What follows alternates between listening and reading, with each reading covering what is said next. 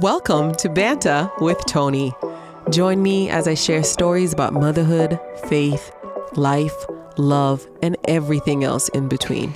I promise we'll also have some fun along the way, and I hope that the time we spend together will end up being some of the highlights of your week. Thank you for coming along.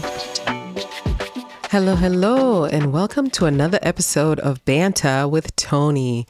I hope you guys are having a wonderful week and that this week has been good to you, that February has been good to you, because we're officially now in the new month.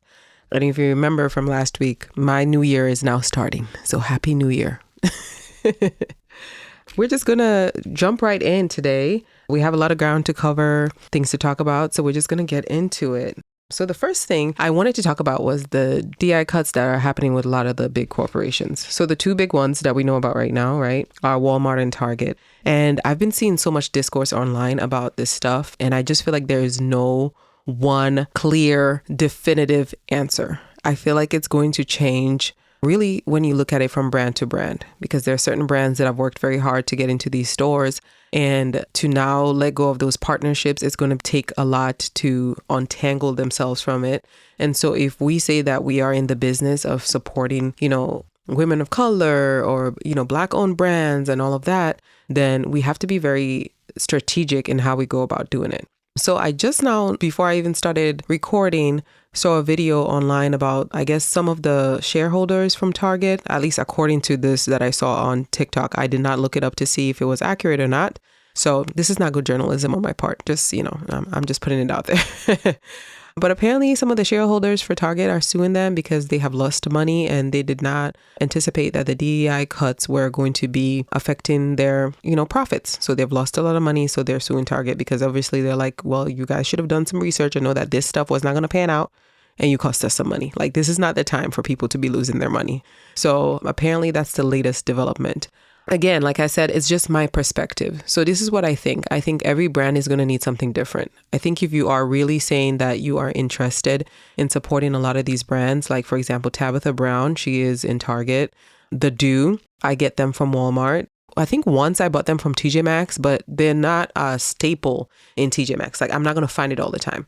I know for a fact I will always find Honey Pot at TJ Maxx. So actually that's where I get a lot of my Honey Pot products is from TJ Maxx. Because the same products I can get from Walgreens, I can go to TJ Maxx and save a couple dollars. Like, I'm saving my money. It's crazy. Like, I don't know if a lot of people know this. So I'm going to put you guys on a little bit because I love to share these things. So a lot of those like good skincare brands, the Korean skincare brands, you can get a lot of that stuff from TJ Maxx. COSRX, if you are like into like the snail mucin, I've been loving that lately to help bring moisture back into my skin because I use retinol. I'm on spironolactone to help with acne. And so like for me, even though I have oily skin, because of the things that I'm using, I always have to find a way to put moisture back into my skin. Because when it gets too dry, I will break out too. And I don't care if it's $2 or $3, I'm saving $1 saved. It's $1 saved. So you can get all of those things at TJ Maxx. Another place, Marshall's. So I've been on the hunt for the sand and fog oils. So I usually like to mix the oil with my lotion before I put it on. So I've been hearing so much about the sand and fog, and I have like used their candles before. Their wax candles are amazing. They smell good. They have such a good variety. So in the land of fragrances, I know I want to check them out, and you can find those at Marshall's. So you don't have to pay full price. Like, if I can find something of good quality for a good price, I'm sold. It's mine. I'm there. So these are all the little places that I go to that I'm able to find good steals, always looking for sales. And if I really, really want something and I cannot have it on sale, then I will just wait and like plan it out. But 9 times out of 10, even like with other designer things, you just got to wait a little bit. I don't really care to have something like, oh, it must be in season right now. If I just like the design, I like the fashion, why can't I wait? So it can be next season and then I'm able to get it on sale. Works for me. Because all that matters is how I put it together. One day maybe I will be there where I'll be like, I'm wearing the latest spring collection from Chanel, but that day is not today. Okay. But anyways, that's my little spiel there as far as with finding good deals at all these discount places. So there's really no need for you to pay full price. So with the D.E.I programs and the brands that are right now kind of like in balance because, a lot of their audiences, a lot of their consumer base is asking them to take a stand. It's not so easy. And I just want us to remember that and have grace for a lot of these brands. Understand that each brand is going to make a decision based off of what's good for them. And then in general, I just want us to also kind of like realize what times that we're in. I think sometimes we forget that, there's a whole system working here and it's not always the easiest to take a stand. And those who have the ability to take a stand with some of these issues, they have set themselves up in a way where they will not feel the pinch or feel the crunch, or if they do, they feel like they have the ability to withstand it. That is great. But not everybody has formulated their business in such a way. So I think we have to look at it from brand to brand. Like if you have your favorite brands that you want to support and they used to be in Target or they used to be in Walmart, you really need to like go to those brands' pages, and any brand out there that you were selling to these big retailers and you're seeing what's coming. I think you owe it to your audience to say, okay, this is how you can support us while we transition. Like maybe we have a 2-year contract and we're only 1 year into it. So for the next year, even though all this stuff is going on, we cannot remove ourselves from these stores. So even though you guys are boycotting the store as a whole, we still need you to go in and like support us and buy our products. Like you can still buy our stuff, but boycott other things. Like that can happen. So I don't think it's a clear-cut, discussion. And I just want us to remember that, because then you see a lot of things like where I know I'd seen some things about people like putting pressure on Tabitha Brown and asking, what her stand is going to be and all of that. Like we just have to understand, like in the world of business and just in life in general, there's never a simple answer to everything. We're all interconnected in some ways. One decision here is going to affect 10 other things over there. And as a business owner, you're already constantly thinking about losing sleep, especially like when you do expansions like this or with big partnerships. There's already so many pieces that are moving that it's not clear cut and easy to just say, okay, I'm going to take my products out of Target. That's not how it works. You have signed contracts, you have obligations that you must meet. And right now, if you guys don't support these brands, then some of your favorite brands might not continue to exist, because by the time they're done with this stuff and nobody's buying their products and maybe they don't have the ability to sell directly to the consumer, things might look bleak for some of them. So if the whole goal is to support these brands, then we have to look at it really at a case by case. And I think the founder of the Do came out and kind of said something similar, and I agreed with her completely. Like, ask these brand owners, what do you need? What do the founders need? And then go based off of that, go based off of what they're saying. And the founders, I think this is just a time for you guys to just come out and just be open and just say, okay, this is what we're looking at. We understand we're in uncharted territory right now. We know what you guys are asking. We know that it's important, because really it is. And then with the whole DEI stuff, before I leave that topic, this is what I want to say to my audience and anybody else that might lend me their ear. Just working in the system, let's just say that. One of the things that used to annoy me is when we'll do the DEI trainings. The company I work for now is actually one of the best that I've seen as far as with DEI programs, that I felt like they actively do things. There's involvement, there's diversity even within the DEI program itself. Prior to that, I hadn't worked for a company that had really substantial, intentional, like you can tell when somebody's intentional about something. And that's one of the things with my company. I mean, everybody even gets 8 hours of PTO that's designated as DEI that you can use. So if you wanted to take, Martin Luther King Day off, or, any other holiday that's important to you, because it's diversity and inclusion. So unfortunately, we have time off for Christmas, but they don't give you time off for, Eid celebration. So, if you have Eid coming up, you can use your PTO hours to say, okay, on Eid, I'm going to be off. So any discretionary way you want to use it. If you want the first day of Kwanzaa to be off from work, you have those DEI days. My employer now, I say hats off to them, because I feel like that's the first time I've seen effective DEI programs that are actually doing what the mission is, and they are doing a great job at it, at least from what I can see from the outside. So kudos to them. Now, I've worked for other companies where all you're going to get is a video that they're going to show you that is from 1845. And on paper, it's going to say, yeah, we did diversity and inclusion. But when you look at the boardrooms, when you look at positions of power, when you look at the hierarchy of a company, you look at the breakdown organizational chart, anything you want to look at, you don't see a glimpse of DEI. So I think we're at the point, at least from my opinion, the way I see it is, some of these companies might be getting rid of like DEI programs on paper. But what we need to search is, how does the representation show up on their actual leadership team? Because a lot of things in our American society is just like word service, mouth service. So a lot of these times, like when I'm seeing like a lot of these companies are probably going to do away with the DEI programs because on paper it needs to say that. But if you look at their infrastructure, if you see, people of color, if you see diversity in gender represented, different religious backgrounds represented in leadership and all of that, that's where you should be looking. That's where I am looking. So it's not just, on paper, this company says they do X, Y, and Z. I think that time has come and gone. I think that's the old way. That's the lazy way of doing it back in the day. And a lot of companies rely on that. They can say mouth service from sun up to sundown. Oh yeah, we support diversity. But then you look at your organizational chart and we don't see any ounce of diversity. All we see is John and his friends. So that is where I'm at. And that is where I'm encouraging a lot of my listeners to, like, that's the kind of work we need to be doing. I think we cannot leave this conversation on a very elementary level. Like, we have to take it deeper. So it's not just, they got rid of DEI. Target might have gotten rid of their DEI program, but the people that are there, like, because I've seen so many partnerships over the years that I know at their core, at their heart of them, there's no way Target does not have initiatives that support Black businesses. So, okay, if it doesn't say it on paper, does that mean their day-to-day operations, they are actually getting rid of people in these positions? I don't work for Target. I don't work for that corporation. So people that are inside that could speak on it, or people that have any kind of insight, that's the kind of information I'm looking for. Like, they might have gotten rid of their DEI program, but if the place is still operating like it has all these years, seems to me like we are right on track. Like, what's the problem? And that's the thing. I think when we're trying to fight through the quagmire that is going to be these next few years, is us understanding that a lot of times what is presented to us, that's not going to just be the complete story. There's always going to be more to it. So it's our job to say, okay, this is what's presented to us and we could take it and run with it. But what if we dig deeper? What if we think of all other possible options? And then that way we're making decisions that are informed.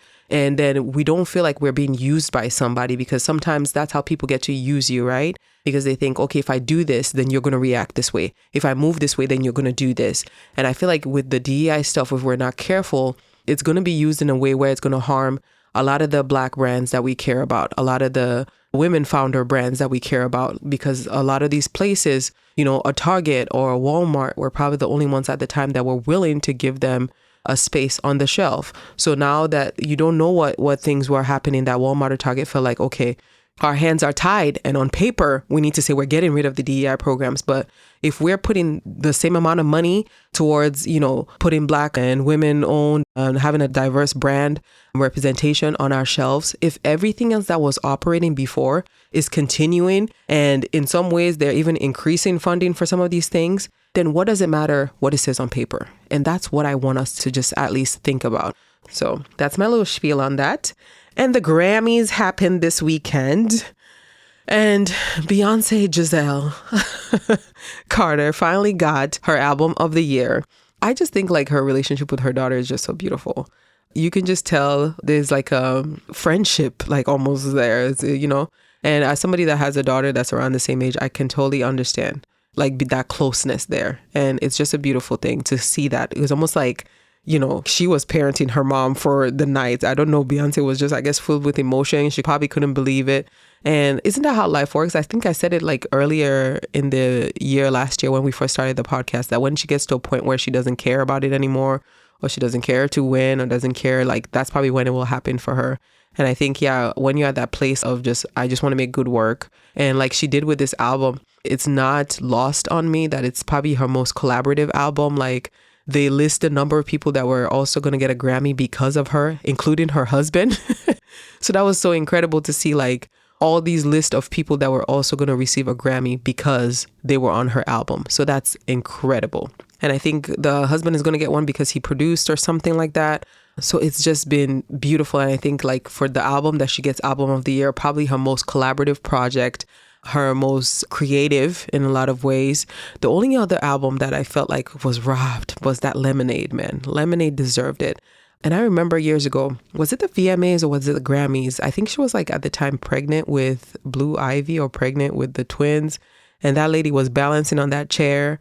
And that year, the way she did that performance, she was like dressed like a goddess and balancing on the back leg of the chair. After doing all that, and they did not give that woman that award, I said, over the years, you can tell like the emotions have always been there for her. She tries to be, classy, because I always feel like her alter ego comes out on stage. But like Beyonce, the person, I feel like she's a very, very shy and very private person. And when people don't understand that, you might think, oh, this person's arrogant or they're full of themselves, and it's hard to see because you're thinking like the persona that she puts on or whatever. But I have a feeling like within her, she probably is like a little awkward in like being with people or around people. And because of her persona that she puts on stage, then it creates this thing where there's Beyonce, the woman on stage, and then there's Beyonce, the person. And that's probably why she had Sasha Fierce back in the day, because she understood like the person I am on stage is so different from who I am in real life. But I think from what I can see from over the years, there's definitely like a shyness there, and there's not as much of like that talkative, like she seems like she's just more quiet and way reserved than the person that she is when the lights come on and the fan gets going. So I'm happy that she got her album. And, when they say everything happens at the right time, again, the number of people that got a Grammy yesterday for her winning that album lets you know that it happened for her at the right time. But they do need to go back and give that lady an award for that Lemonade album. Yeah, she did that. I ain't sorry. Yeah. That defined my millennial generation. So I need y'all to do some reparation Grammys, okay? Y'all need to give her some reparation Grammys for that. We will not stand for it. For me and my generation, what it meant to us, we will not stand for it. Kendrick Lamar won Temilade. Speaking of Thames, there was a video, I think it was during Paris Fashion Week, I want to say, where like Anna Wintour met her, and the way Anna Wintour was staring at that girl, you can tell she had never seen no booty like that. She was just like, huh? Who? All of that?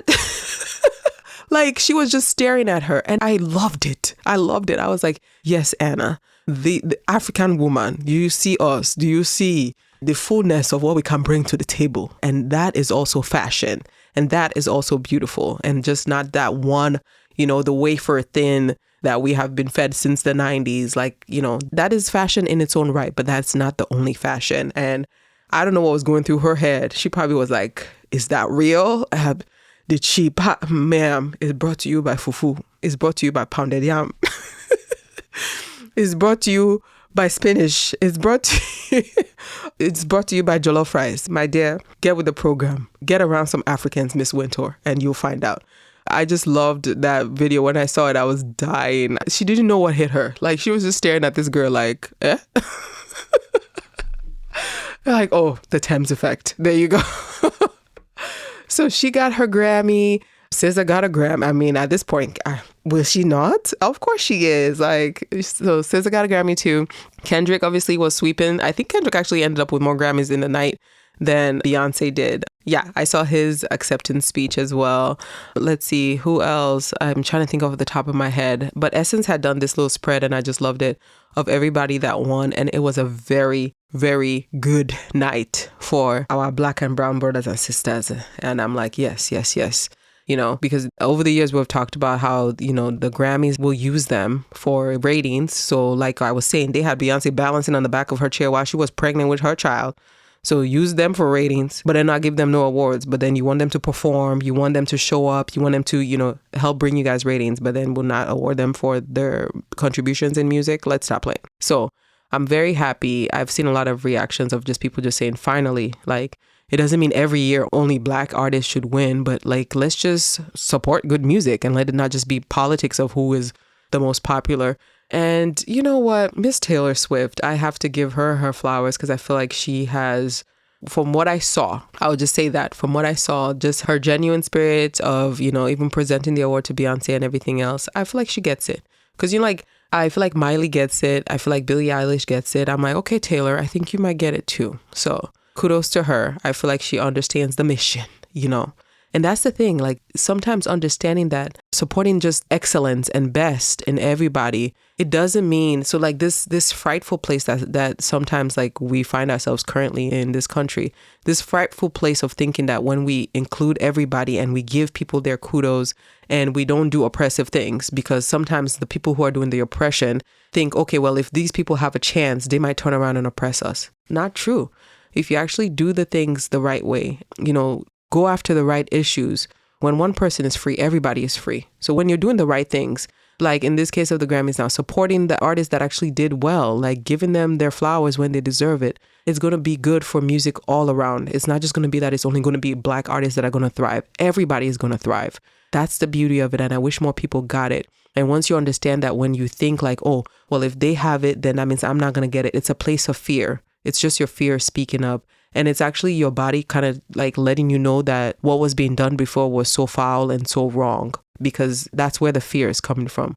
But it's amazing how sometimes if somebody has healed, if somebody has worked through stuff, even if you feel like, oh, well, when they get a chance, they're going to do to me the same thing I did to them, you'll be surprised.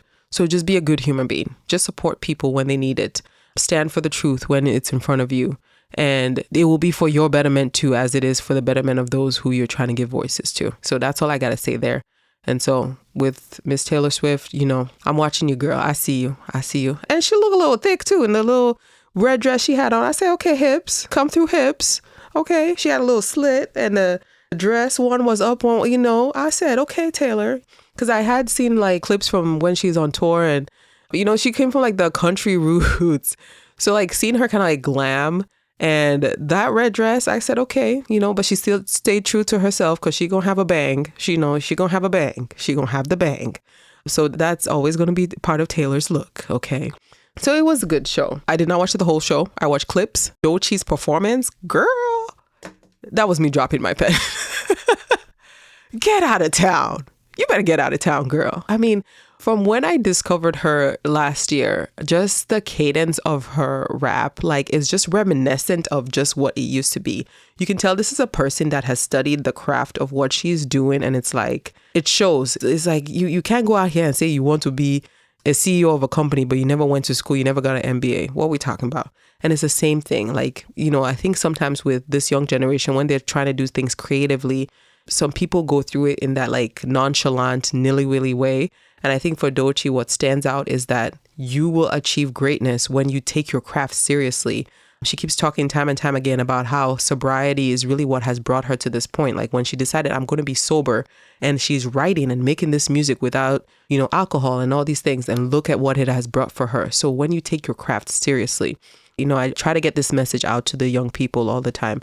The creativity is important. It's there. Your talent, nobody can deny it. But really, time and time again, it's the work ethic, is the ability to show up, kind of like what I'm doing right now. Like I had to learn, through my mistakes, before I got to this point. But it's like that. You show up and you just do the best you can and you just keep putting out. And that is when one day you're going to see a result. So it's the same thing. Because then I saw there was a video circulating of her just losing her job. I think it was like in 2020 or 2022. So it wasn't too long ago, like she got fired. And in the video, she's like, well, I'm just going to show up to the studios and, take my shot and see if anybody can give me a chance. So it's that, the grind, studying your craft and refining it. Even for me, I feel like I've gone through that. Like I think about when I first started out just doing creative things. The person I was then and the person I am today is totally different. I feel like the woman I am today, I will be able to handle any kind of like growth or success that comes my way much better than the woman that I was then. So I say all that to say, you can learn that from Doechii's story, like that process of refinement. Because even when I would look at like the old videos of her and the person I see now, it's like night and day. Like even body wise, you can tell she's taking care of herself. Like health wise, she just looks better. Like she said, she's not doing all this other extra things anymore. Like you can just tell that refining process for her has been fire, and look at where it has led her. So for my young people out there, study your craft, whatever it is that you want to do. If you say, I want to build homes, know the history of homes. Like when I ask you about what kind of architecture is this, you should be able to tell me this is Baroque architecture. I don't know. This is mid-century modern. I have no idea. I'm making up stuff that I've heard throughout the years. this is provincial French architecture. Like, this is African Timbuktu architect. Like, there should be nothing I should bring up to you that be like, yeah, girl, this is what it is. And then your creativity comes and it shines through. And then you add what you need to add. But I think sometimes with youth, you are so quick to discard that which is there and you just think, well, I just want to change. You cannot change that which you don't study. So to my young people, study your craft, harness it, own it, live it, breathe it. And then once you have done that, then you can say, what do I add to it? Because that's all it is. Everybody comes through during their time and adds to it. When Michael Jackson came through, you had never seen a stage presence like that. But ever since him, anybody else who you know for stage presence had to bring it just as hard as he did. So when you think of like a Beyoncé or Chris Brown, those people are a product of what Michael Jackson had done. So that's the whole point. Like, you come in, you're just good at your craft, and then you think, what can I add to what already exists? So that's my little advice to any young person listening to me. You got this, you can do it, but just own it, be the best, and go through that process of refining, constantly just reaching for your higher self and your better self. And I promise you, once you have studied your craft and you know it left and right, front and center, nobody can question you about, you are pa. Those are shots, by the way. Because you're so good at it now. You're just like, just assassinating everything that comes your way. Once you're able to do that, the world is yours. Like, you've gone through refinement, you have mastered your craft, success can only come, right? Even for me, like, that's where I feel like I am now. I feel like I have a lot of things going for me, and it's like something's going to pan out. I know it is. And it's only a matter of time. And it's just me putting in the work and keep showing up. And, I'm open to whatever life brings. But I know life is going to bring something. Okay. And I'm going to collect. Hello. So last week we were talking about having the energy for the fights that matter the most. And I told you guys that it was going to be a part 2. So that's where we're going to be at today. So we left off last week talking about, protecting your peace, controlling anger, some of those other things, like being honest with yourself, because we're talking about fighting the battles that are closest to you. And sometimes if you spend all your time in those battles, then you don't have the energy and the strength to fight the ones that matter the most, to fight the most important ones. So these episodes were just to kind of give you tips on how to ignore the petty, let go of the petty, so that you can actually handle that which you were put on this earth to. So you can reach your purpose. So you can have the strength for the races that matter the most. The next topic I was going to bring up was peace. Like, having peace in this time that we're in. And I think with this topic, it's so important to remember the effect that peace can have in life. When I was younger, when I imagine life, I'm like, okay, I want to have a home like this. I want to drive a car like this. I want to have a career like this. I want to have a high-rise apartment like this and be able to travel to this place and that place. And then now, like, I'm at the place where it's like, I just want peace. Like, everything else is an added bonus, but I want to be able to come home, relax in my home, because my home is a place of peace for me.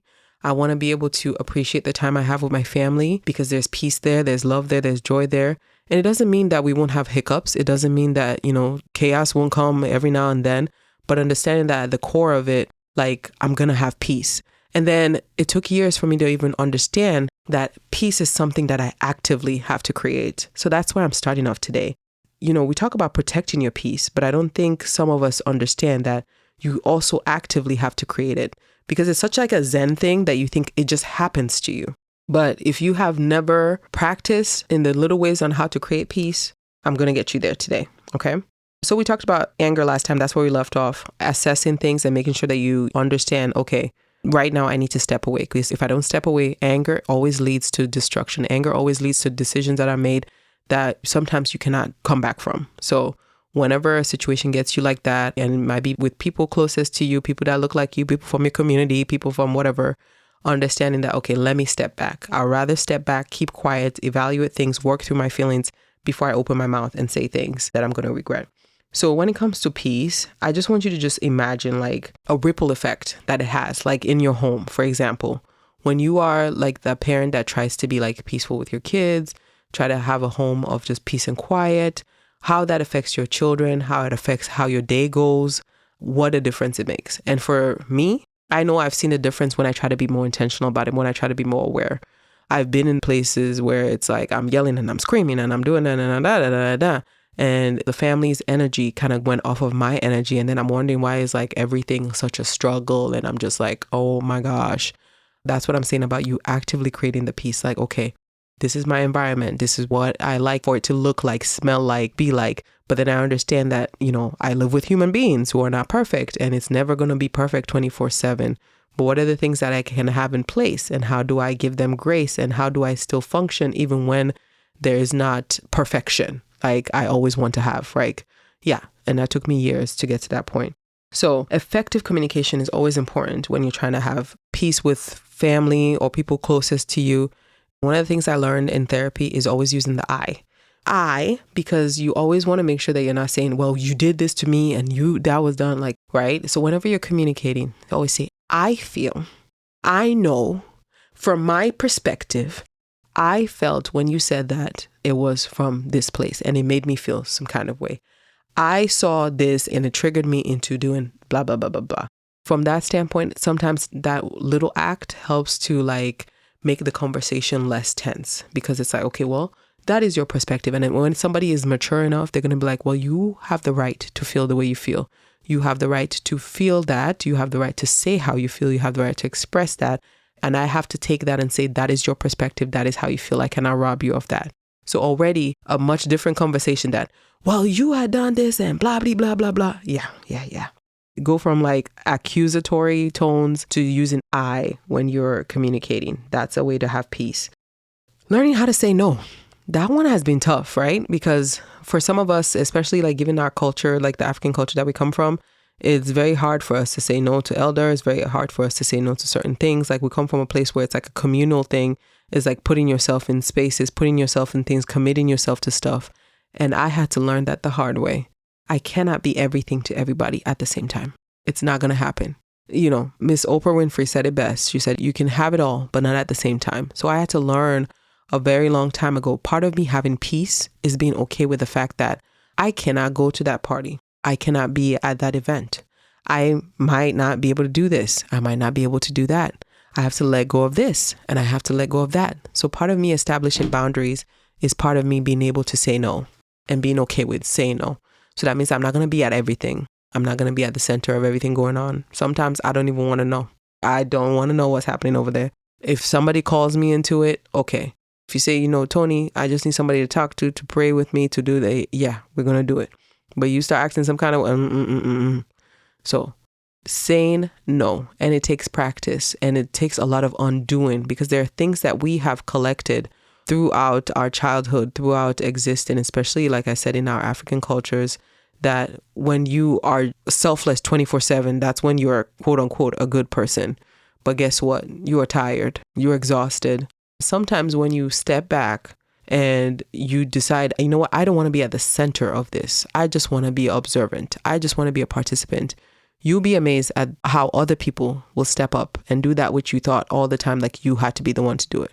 You don't have to cook every holiday dinner. I've been there, done that, where I'm waking up in the beginning of the day and cooking every dang thing. And then I'm pissed off that I'm cooking every dang thing.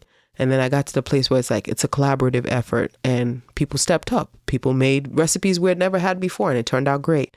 So understanding that, creating those boundaries, saying no, sometimes it allows other people to step up, and it's a much better experience when everybody is able to be given the chance to do their part.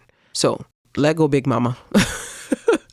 Let it go. Learn to say no. Learn to be able to miss out on things. Learn that not everything is for you and be okay in it. Okay? Letting go of grudges too and trivial arguments. This one is always interesting because I think when you have boundaries, at least I'll speak for myself, you can forgive, but because you have established boundaries, you're not going back to that same thing. But again, it's a programming that we have been done where it's almost like, because I say I'm Christian and I say I'm going to forgive you, that means I need to keep exposing myself to the same thing over and over with you, because if I don't, that means I've not forgiven you. No, honey, that's just stupidity. There's no other way for me to say it to you. That's just stupidity. Okay?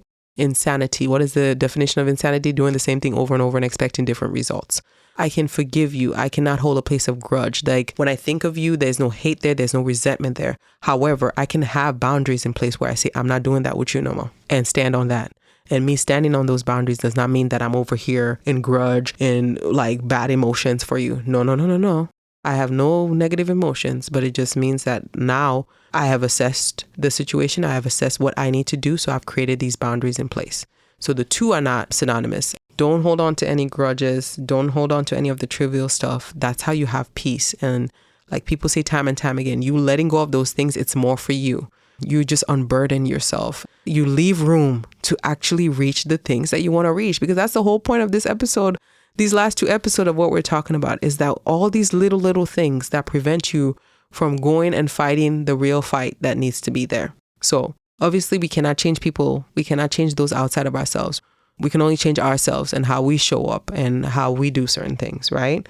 And so, like I said earlier, that ripple effect of how peace then shows up, for example, like in your home, like once you are in that place of peace and you are modeling peace, then it will permeate throughout your home, because your kids will see like you're more at ease.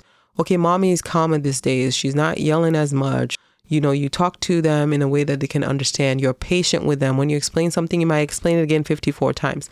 But again, like everything else in life, it takes practice. And I have some great days and I have some days where I'm like, okay, what time is it? It's almost midnight. It's the next day. We're going to do this again tomorrow.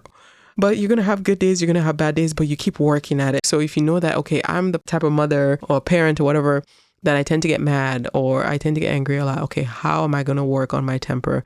Make sure I'm not yelling at my kids 24/7, because who wants to be raised in an environment where somebody's always constantly yelling? But you have to work at it. And it's so crazy for me that for a portion of my life there, especially young adulthood, I just thought peace was just something that just came. And so when I'm like, well, I don't have peace, like, so what is it about me? And then I had to realize, girl, you got to create the peace. Like, it's not just manna that's falling from heaven. Yes, God said peace be unto you, but girl, you got to make it. Okay, you got to actively create this peace, because he said peace be unto you, but you're over here being the least peaceful person possible. So what do you expect? Like, so once I realized, like, you work at it, the actions you take, the choices you make, actively thinking about it, how do I want to be more zen? And then you'll be amazed, like, at all the things that might come at you, but then how you're just like, you stand still, like you're able to withstand it. That's because you have a peace within you that is unshakable, that nobody can take. And that takes years of cultivation. That takes years of you learning, like, no matter what, this is mine and not anybody else's. Like, when you own it, then you get to really resonate it. Then it really gets to show up outside of you. Once you decide that you're going to model peace, once you decide that you're going to try to be the best spouse, that other person has no choice but to follow suit. Because when you decide that, okay, this is what I'm going for, this is what I'm going after, it affects everybody around you. So when you decide I'm going to operate from a higher vibration, okay, everybody's going to have to meet you up at that. That's how life works. And that's always the most effective. So obviously we're getting towards the end because it was a 2-part series and I promised that I was going to finish it today. So these are my suggestions, right? These are actionable points for myself and these are actionable points for you. Nobody is better than anybody here. We're all a work in progress. So starting your day grounded. One thing I've been doing is with my planner, I have Bible study listed every single day. I've done a good job for most days where I'm showing up this new year, like reading my Bible, because I wanted it to be a habit that I started and it was just becomes like second nature. But I realized like that's part of me grounding myself and that's part of like my routine. Obviously it's difficult like when I'm working and then I work nights, so my stuff is always like flipped, but figure out something that works for you, like that you can do in the morning. And I think, devotion, first thing when you wake up, I used to be first thing when I wake up, I'm on my phone and I'm slowly working away from that, where it's like first I get up and I get into the Word of God and then I'll look at my planner and be like, okay, what do I have to do today? And then I might get on social media. But it's not the first thing I'm doing. And that took a while for me to get there, right? So starting your day, like just grounded. So you might pray, journal, like I'm saying, you maybe look at your planner to see how's my day going to go. But I think having that spiritual aspect, it's a beautiful, beautiful way to start your day. And it just helps to just ground you. If you don't feel like talking, if you're not a talking person in the morning, sometimes maybe just even putting on like gospel music, that might be a time, like maybe you start each day with like worship music, just to kind of center yourself, because the day is going to come at you. That was something I used to do a lot when I was in nursing school. Even some of my nursing friends used to say that about me. They're like, every time I get in your car, it's gospel music. I'm like, girl, because I'm praying on my way to school. I'm praying on my way to this program because I'm like, God, I need to pass these classes. I need to be a nurse. I've wanted to do this for so long. Yeah, I always had my little gospel songs on because I'm like, on that drive there, bless me, Lord, as I'm going. So you figure out how you're going to be grounded in your mornings and then try to be consistent with it every day. And I recently learned sometimes it's good to have your morning routine. That's great, but have modified versions of it. So you might have like 3 versions of your morning routine, and then they change based off of like how your day is showing up. Because let's be honest, especially like with kids or just life in general, you might have a plan of, okay, I wake up at this time, I do this, I will do that, but it might not pan out every day. But at least when you have those 3 different versions, you feel like you're still going to hit some kind of routine regardless of what's going on. You'll have the one that's like more detailed and long, like the ideal one. Then you can have one that's like intermediate. Okay, what are the maybe 1 or 2 things I can do out of my ideal, but I won't be able to do all. And then you have the bare minimum one. That one is the one when you were supposed to wake up at 6, but your behind was still in that bed till 7. You ain't got time to be doing now 1 hour of prayer. Like you're going to do 5-minute prayer and you have to get going with your day. So having multiple versions of what your morning routine looks like, so that way you don't give up and say, oh man, I've not been able to do my morning routine for like weeks on end. Okay, I'm doing the modified version for this while. And when I'm able to have more time or I get back into a place where I can better handle everything I have on my plate, then I'll do the extended version. Genius. Blew my mind. Okay, so I had to share that one. The first point is for you to be grounded. Your second point is pausing before you react. Because remember what I said, anger just leads to so many nonsense, complete nonsense and rubbish. It just brings all type of rubbish nonsense into your life. So I'm going to challenge you to take your time, pause before you react to things. Take your time to just be like, okay, let me just kind of mellow. Let me kind of sit with this. Let me marinate with it. Let me have conversations with myself before I come to people. So by that time, I've like come down a couple notches and everybody around you will benefit from it better and your life will be much more peaceful because then you're not coming back and apologizing for things that you said in the middle of a rage. Anybody got time? Anybody got time? Now you're doing better.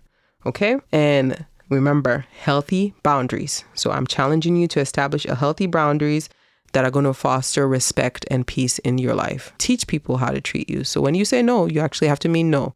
You actually have to follow through with it.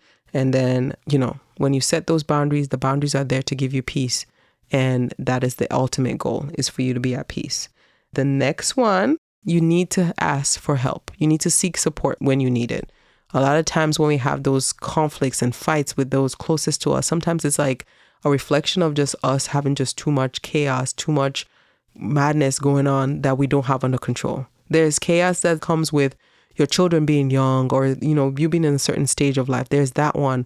But as long as you recognize it, you've found out ways how to work around it, it's under control, then there's the chaos that is like your life is just all over the place. Like you're just any which way I've just been thrown. And again, like everything else, it takes practice. But part of it is knowing your limitations. So seek help when you need it. You'll be amazed. All you have to do sometimes is ask, and then people will show up for you. So I ask you, even if you feel like I can handle it all, I don't need help, seek for help. The importance of you going in therapy, is always important for us to understand, like you can have faith and still have therapy. Just like how you can be sick, pray to God, but still take your medicine. Like the one does not negate the other. So please, as people of faith, we need to make sure that we are getting therapy. We're getting the healing we need. So in 2025, you can still talk to your pastor, talk to somebody that is like a spiritual leader for you, but also go to therapy. And then leaning on people that you can trust. Like I said, that one takes time for you to find those people that no matter what, they're going to stay constant. No matter what, they have proven themselves to be that way. And sometimes it takes years, and sometimes you are blessed to have that in the form of like a close relative. And sometimes it's somebody you've grown up with forever. But we all need somebody. At some point in our life, we got to lean, We all got to be leaning Tower of Pisa at some point. So you got to lean on somebody. It doesn't have to be extravagant. It doesn't have to be, you might have one good friend. That's better than none.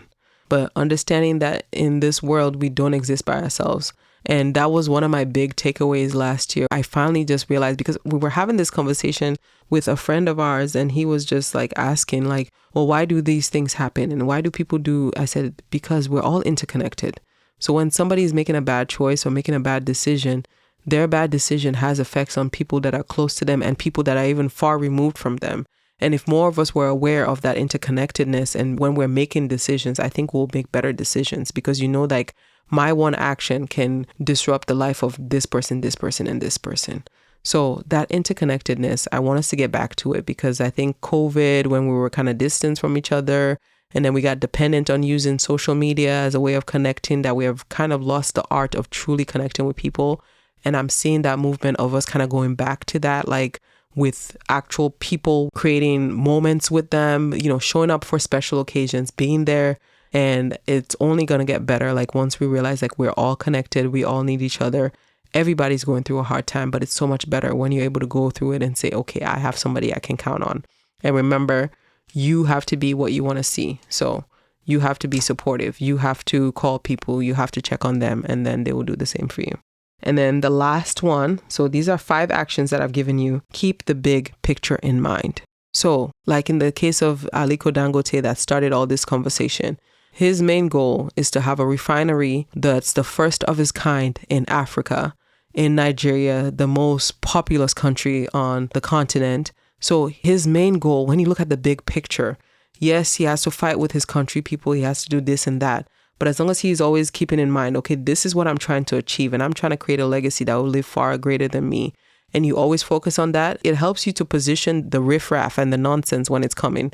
Because you're like, okay, this is not aligning with what I'm trying to do right now. So yeah, I got to let that go.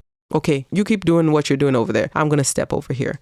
But keeping in mind that big picture, that big goal, the why, knowing your why, and then always keeping that in mind, that will help you to weed out the things that are distractions, the things that are there to take you off course, and help you put your energy in the right places, that are in the most impactful places that it needs to be. So stay aligned with your goals, stay aligned with your purpose. Always come back to those things, throughout the year. You start out the year so intentional. This is what I want to achieve. Do a monthly check-in. What am I doing this month to achieve that big goal? What am I doing today? And then, you take it now on a daily basis, a monthly basis, weekly, then daily. So understanding, like always keeping that big picture in mind helps you know when to let the petty things go and when to focus on the big things. And that's what we're hoping for, is that you'll have the energy and the strength to go after the big things, the things that are going to impact your life and shake things and move things and take you to the next level and the next level and the next level. So keep your big picture in mind and ask yourself always, remember, is this a constructive conflict? Is this a conflict that's going to lead me to better? Or is it a conflict that's going to bring me down and lead to a distraction? That's it. So I am leaving you guys with this. Choose your battles wisely. Protect your peace at home. Protect your peace at work. Protect your peace with friends. Protect your peace with family. Protect your peace with countrymen. Protect your peace with everybody. Focus on the big picture. Focus on your goals. Focus on what you're trying to do. We all have a purpose. So that's my challenge to you, is protect your peace. How are you showing up in the world? Let go of anger. Let go of resentment. Let go of all those things. And you will get there. It will be one step at a time.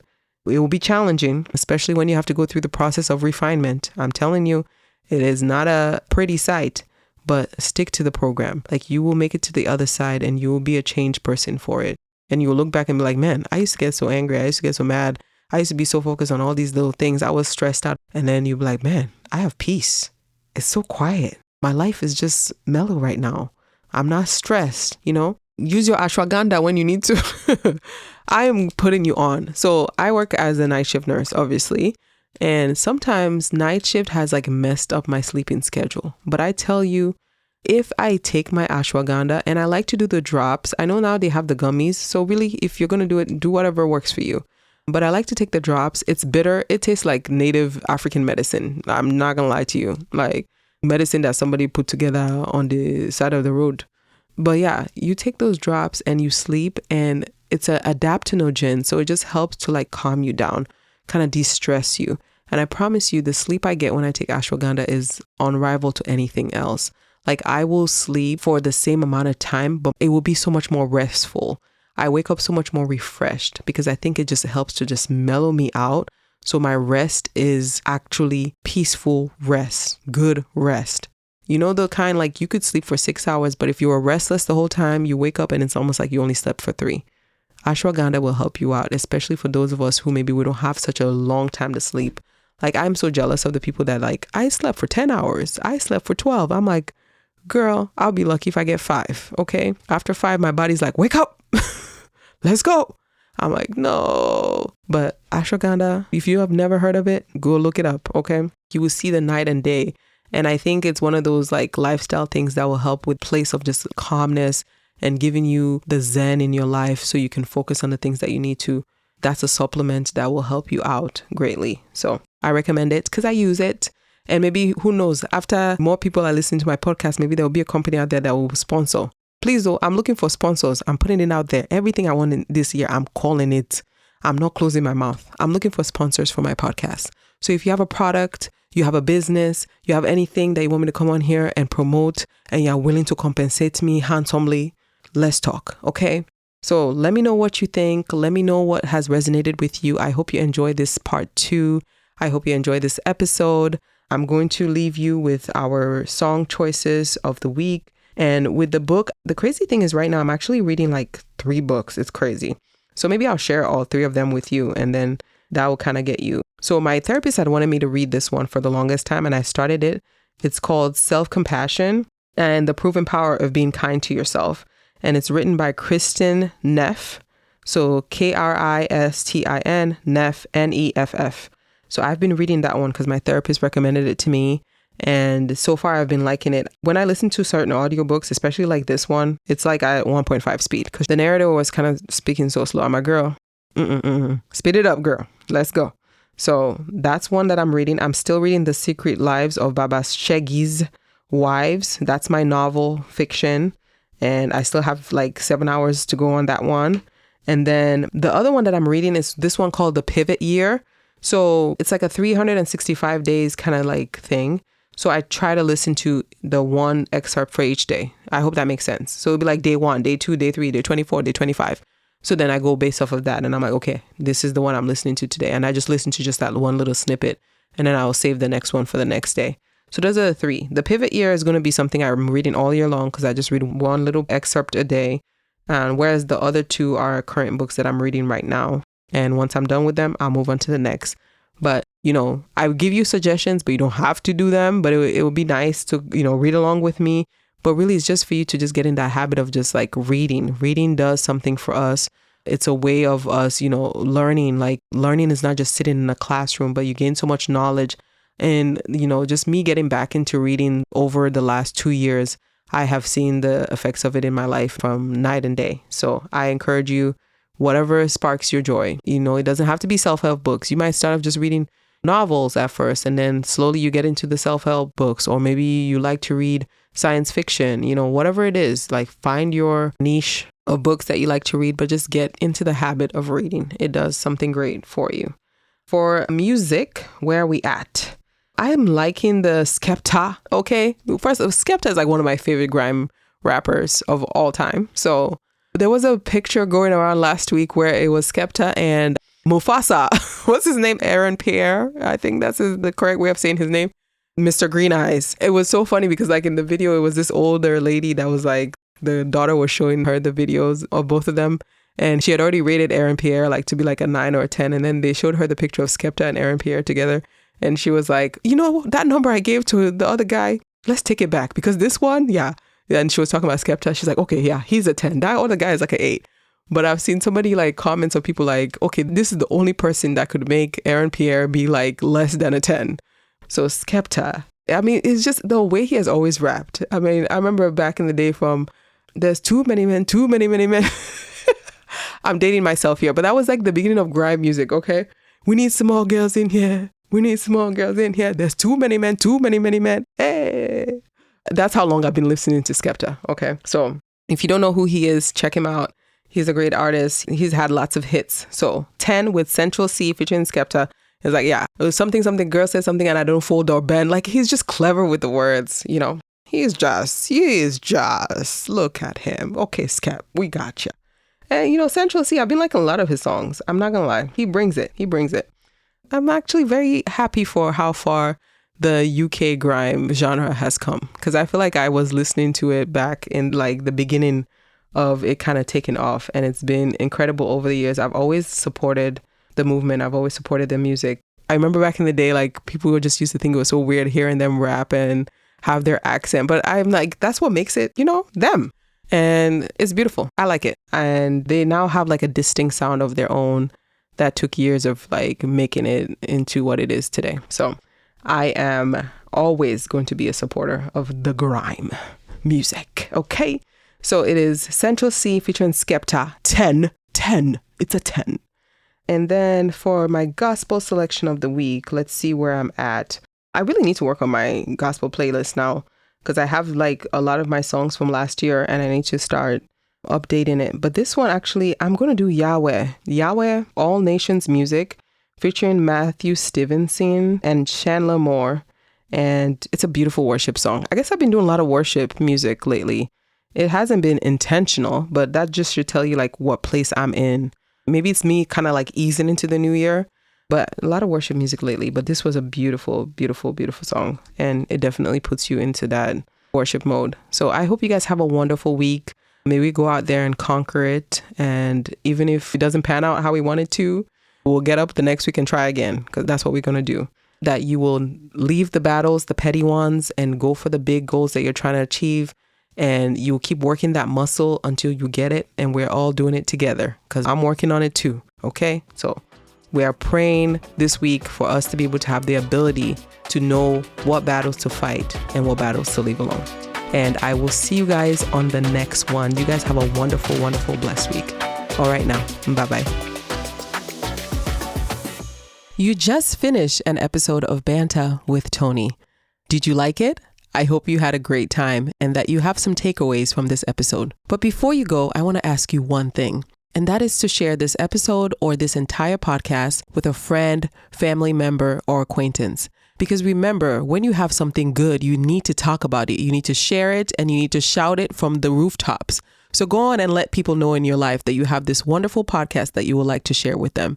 I appreciate you. I appreciate your time, your support, and everything else in between. And remember, if you do it, I have to talk about it. Have a great week.